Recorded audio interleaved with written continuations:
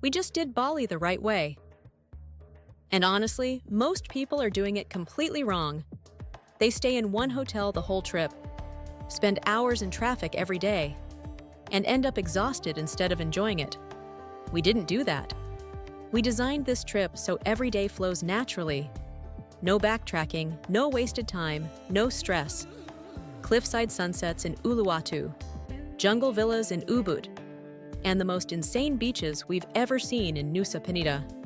If you're planning Bali, this is the exact itinerary you should follow. Day 1. Uluwatu. The moment we landed in Bali, we made one decision, and it changed the entire trip. We didn't stay in one place. Instead of going to busy areas like Seminyak, we went directly to Uluwatu. And this is why.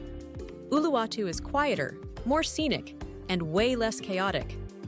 So it's the perfect place to recover from a long flight. No traffic stress, no crowds, just cliffs, ocean, and peace. What an amazing place. By sunset, we went to Uluwatu Temple. This is not just a temple. It's one of the most dramatic views in Bali. Then the Kecak fire dance started, and it felt like a cinematic opening to the trip. We ended the night on Jimbaran beach. Seafood, sand under our feet, sunset fading into the ocean. Day 1 was already better than most Bali itineraries. Day 2. Beaches. We started the day slow, because this is something most people get wrong. They try to rush Bali, wake up early and pack everything, then jump from place to place. But Bali is meant to be enjoyed, not rushed. So we took our time. We explored Padang, small, iconic, and surrounded by cliffs. Then Melasti Beach, which looks like something out of a movie. But the real highlight was Savaya. And this is why you need a beach club day. It breaks the trip, it gives you energy, and it's one of the most fun experiences in Bali. Cliffside pool, music, perfect views. This is not something you skip. For sunset, we went to Bingan Beach. Quiet, golden, and way less crowded. Day 3. Move to Ubud. We moved to Ubud, and this is what made the trip feel effortless. Instead of commuting, we were already close to everything. On the way, we stopped at Tegalalang waterfall, and instantly, the vibe changed. Less beach, more jungle, more calm. We visited a coffee plantation and tried Bali's famous coffee. And yes, we did the swing. By the time we reached our villa, it felt like a different country. Infinity pool, jungle everywhere, total silence. This is why you don't stay in one place. You experience multiple sides of Bali instead of just one. Day 4. Iconic spots done right. We woke up early. And yes, it was worth it. The Gates of Heaven is one of the most famous spots in Bali. But timing is everything. Go early, and you get the experiences without the chaos. Later, we explored the rice terraces. And this is something you can't skip. Photos don't do it justice. Layers of green as far as you can see. We didn't rush it. We walked, took it in, and slowed down. Then we went to Ubud. And this is where everything came together.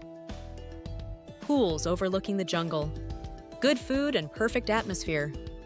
This is Bali at its best. Day 5.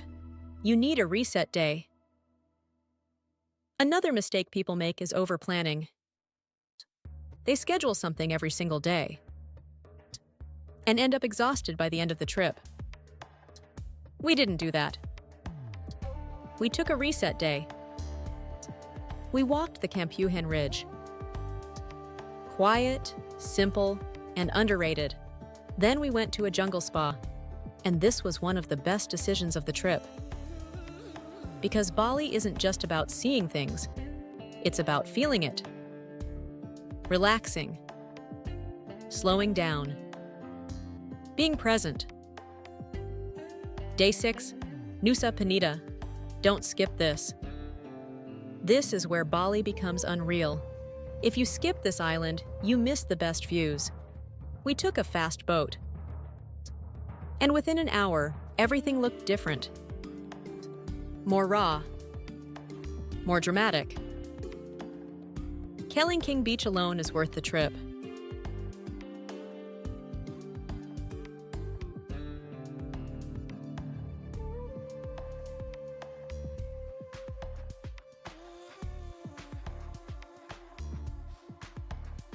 It doesn't look real.